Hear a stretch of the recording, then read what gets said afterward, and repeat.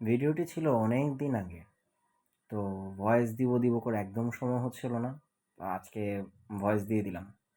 Hello everyone, আসসালামু আলাইকুম। সবাই কেমন আছেন? চলে গিয়েছিলাম হসপিটালে, রুকসার কিছু টেস্ট ছিল। কিন্তু লাকটা এতই খারাপ যে টেস্টটা করতে পারিনি, যেতে যেতে অনেক দেরি হয়ে যায়। আর তার তো সিরিয়াস লেভেলে মেজাজ খারাপ হয়ে যায়। আর যখনই তার মেজাজ খারাপ হয় তখনই একমাত্র ভরসা কাচ্চি, কারণ তার মন খারাপ হলে তাই কাচ্চি খেতে নিয়ে যেতে হয়। তাই আমরা চলে গেলাম সুলতান ডাইন্সে কাচ্চি খেতে। একটা সময় ছিল যখন আমি কাচ্চি একদমই পছন্দ করতাম না, বাট নাও আমার কাচ্চি অনেক ভালো লাগে। আমি জানি না কেন, বাট অনেক ভালো লাগে। এই যে আমরা এখানে মেনু দেখতেছি, এটা জাস্ট শো, ভাব নিচ্ছিলাম, কারণ আমার তো মুখস্থ যে আমি কি অর্ডার করব, তাই না? অনেকক্ষণ ওয়েট করার পর ফাইনালি কাচ্চি চলে আসছে।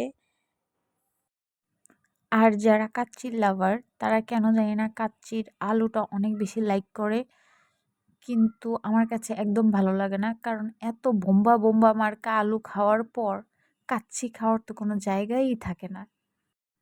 আর আমার বর তো কখনোই আলু খায় না, সো ওর ভাগের আলুটাও আমাকে খেতে হয়, আমি খেতে না চাইলেও আমাকে খেতে হয়, কারণ টাকা দিয়ে কিনছি ভাই, নষ্ট করা যাবে না।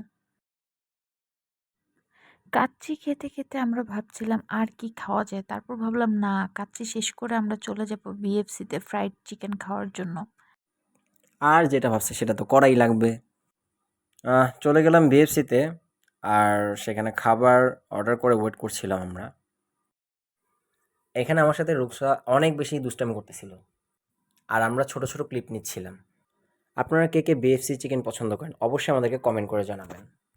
তারপরে আমরা একটু শপিংয়ে ঘোরাঘুরি করে দেন বাসায় চলে যাই।